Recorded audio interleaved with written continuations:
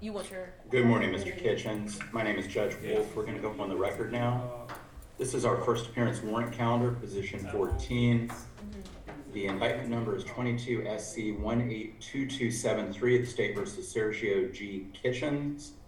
And Mr. Kitchens, again, I'm Judge Wolf. This is a calendar to let you know what's going on with your case. There are a few issues that we might take up. I want to remind you that you're presumed innocent. You have the right to remain silent, and you have a right to a lawyer. Your lawyer, Mr. Samuel, as well as Mr. Garland, they're on the call. We're doing all this remotely because of COVID. So we also have the prosecutor on the case, Mr. Smith. Mr. Smith, if I could begin with you, sir. From the state's perspective, this is a little bit different because the case has been indicted. What is the state asking the court to do, if anything, today? The state's position is that because this is a direct indictment, jurisdiction will lie with the Superior Court Judge, the Honorable Judge Glanville, I believe has been assigned to this case.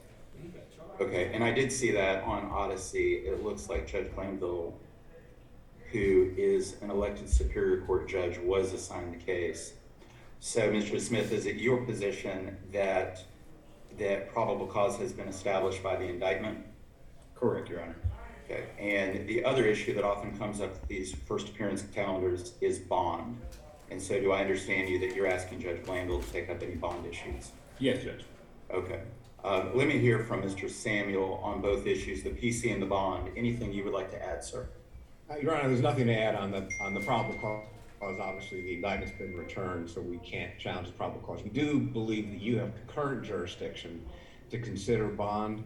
This is a case in which Mr. Kitchens is, I'm sure you haven't had time to read through the indictment in this case, but the allegations, just reading the indictment itself and nothing more, it is so clear that he is entitled to bond. There are, in essence, two traffic offenses, not trafficking, but motor vehicle traffic offenses that are alleged. I represented him in one of those cases, and he was found guilty of a window tint violation. That's the RICO allegation with regard to 4 or 5 of the paragraphs of the RICO indictment. The other one claims that he was speeding and got a speeding ticket. Actually wasn't even the driver. And someone in another car had a gun.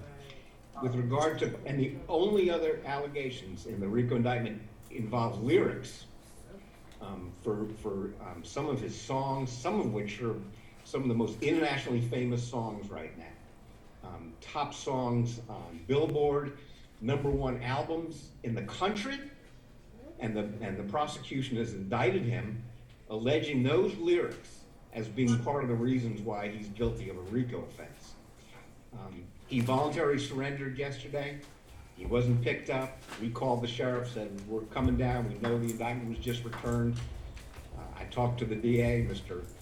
Geary, told him we were coming down. Nobody had to go pick him up. He poses no risk of flight at all. He's been born and raised in Georgia, been here his whole time. His mother is sitting across the table from me here in my office. And he had no felony convictions of any kind. We are sitting here in jail at this point on a RICO allegation involving 2 motor vehicle offenses plus lyrics. And that is it, Your Honor. And they have to wait for however many weeks it's going to take to get on a calendar with Judge Glanville, on a 26 defendants in this case. And I think you have concurrent jurisdiction. I've had plenty of cases where magistrates have set bond in cases. This isn't a case in which the magistrate lacks jurisdiction to set bond. It's not one of the 7 deadly sins. May I ask a question? And I apologize for cutting you off, Mr. Samuel. That's okay. I want to just deal with that threshold question first. The court does tend to agree with some of what you said, that this isn't one of those offenses where bond would only go to a Superior Court judge. Correct. There is concurrent jurisdiction on the bond. Whose screen you want? But I do want to hear from Full Mr. screen, Smith from the state. Whose screen Is do you there, want to be full? Whoever's talking. Yeah. you're saying that you would rather Judge Glanville hear the bond, correct? Judge, what I'm saying is that this case has been indicted, and this has already been assigned to Glanville. So I believe jurisdiction lies with Judge Glanville. And so do you have any legal authority at this point to say that the court does or does not have authority to consider bond today? I I can pull it for you, Judge.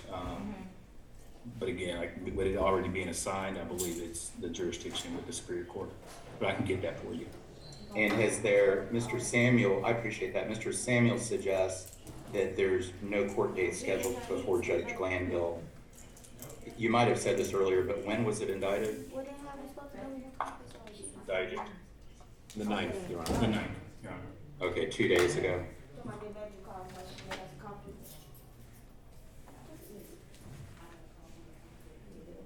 Okay, and do you agree, Mr. Smith, that the indictment issue notwithstanding, that based on the charge that Mr. Kitchens was indicted for, that the magistrate court would have authority to set bond on that charge? You're just saying because the case has been indicted, it needs to go to Judge Glanville? And has been assigned to Judge Glanville. Right. And is there any word from Judge Glanville's office that they want to handle this and that they don't want this court to hear the bond issue? Not that I'm aware of at this time, Judge. Okay. We're And not aware of that either, Your Honor, just so you know. okay. And so, I just want to make sure, Mr. Smith and Mr. Samuel, that the court starts with the premise that I don't have authority to do anything in particular unless the law expressly allows the court to do it. And I'm just a little concerned, Mr. Smith, where you say, and I respect your position, that because the case has been indicted and assigned to Judge Glanville, that would remove jurisdiction. And you said that there's authority for that.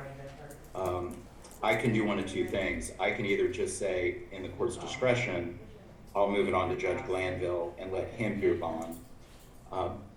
But the court is a little bit concerned that there's no court date scheduled for that.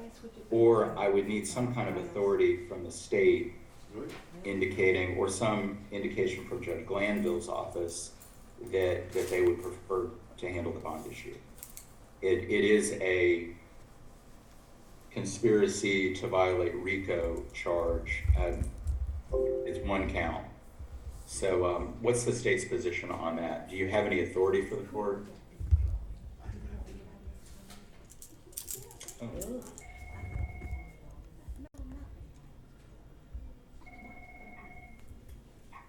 Just, may I have a brief moment, Judge?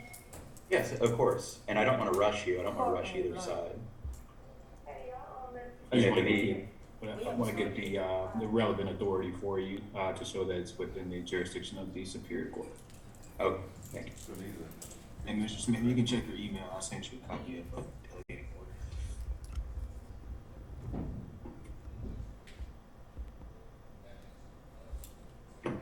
And for everybody here for the 11:30 calendar, we'll get started soon. I appreciate everybody's patience. We'll resolve this case one way or the other in the next several minutes. Your Honor, I just want to clarify that which case are we dealing with right now? It's position 14 on the first appearance warrant calendar. It's 22 SC 182273. Thank you. Yes. And good morning to you, Ms. Mackey. Good morning, Your Honor.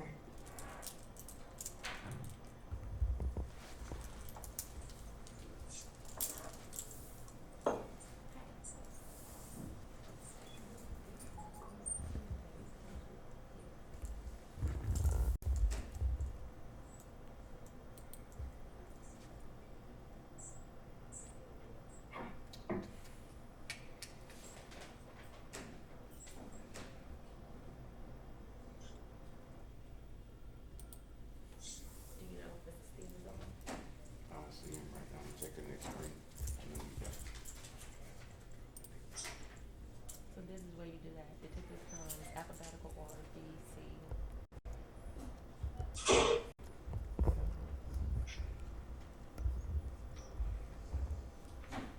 Looking at 2021 EX001071, an order delegating the setting of bail. It was filed June 11th, 2021. And it does give this schedule. It's signed by Judge Brasher as the Chief Judge of the Superior Court of Fulton County Atlanta Judicial Circuit. One of the things that it says is that the judges of the Superior Court of Fulton County, Atlanta Judicial Circuit hereby order and authorize the delegation of the authority to set bonds to magistrate and state courts. And I want to say to you, Mr. Kitchens, I'm a magistrate court judge. The delegation of the authority to set bonds to magistrate and state court judges for a period of 1 year, so we're still under that year, pursuant to OCGA 176(1)H, under the following conditions. And we've already mentioned that there are certain charges not before the court today, not delegated for any case, regardless of the charges involved, that has been indicted and assigned to the docket of a Superior Court judge. So I do want to hear from Mr. Samuel. You were talking about Rule 26.1. I want to give both sides ample opportunity to argue this issue. The court is sensitive to any defendant in jail without bond, but I also must follow and respectfully follow Judge Brasher's order, as well as the laws and constitution of our state. So with that, Mr. Samuel, we can get you a copy of that delegating order, but it seems to speak directly to this situation. It does. I don't have a copy of the delegating order. I still maintain that you have concurrent jurisdiction both by statute and by the uniform rules. And I'm not sure that Judge Brasher necessarily was absolutely depriving you of the ability to do it, because there's plenty of cases where magistrates do it. We have no word from Judge Glanville saying that, you know, with a 26 defendant case, he's gonna, you know, suspend everything else, the important matters that he has, and deprive the magistrate of, you know, your expertise to grant bonds. And especially, as I said, in a case like this where, you know, the defendant's in custody, he turns himself in, voluntarily surrenders, there's no allegations of violence, there's no allegations of flight, no allegations of any danger to the community. And, you know, Judge Glanville, for all we know, is gonna, you know, set this down for a hearing sometime in June or July, because it's just a 26 defendant case.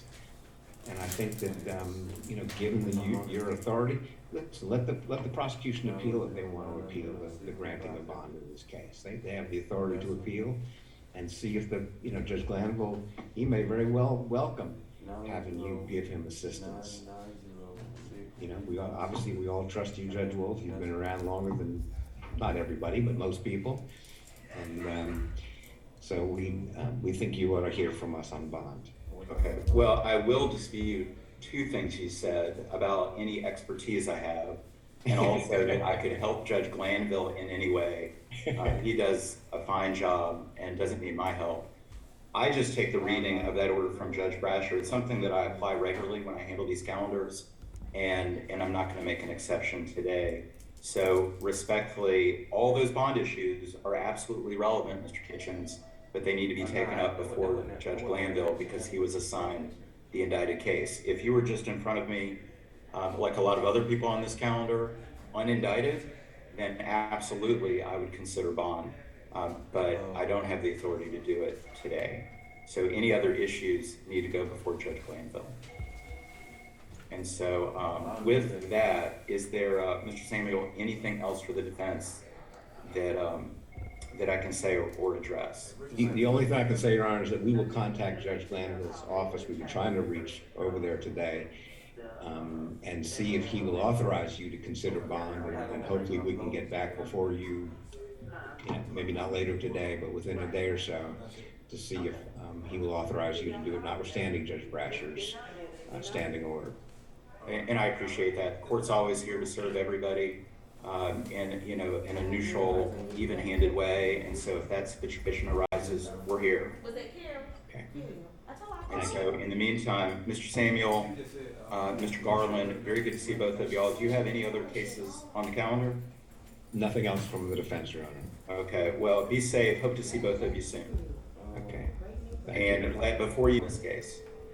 Judge, just want to point out, again, similar situation as well yesterday. The court declined to hear it, so kind of echo your ruling today, Judge. Okay. And Mr. Smith, if you don't have any other business on the calendar, you're excused, but both sides are welcome to stay with us. It's an open courtroom. I do believe I have a few more positions on the calendar, Judge, so I'll stick around. Okay, we'll try to get you out of here as fast as we can. Mr. Kitchens, that's the order of the court. It's kind of a non-order. Everything needs to go in front of Judge Blandville. So good luck with everything. If you have any questions, please see Mr. Samuel. Thank you, Your Honor. Okay, thank you. Be safe.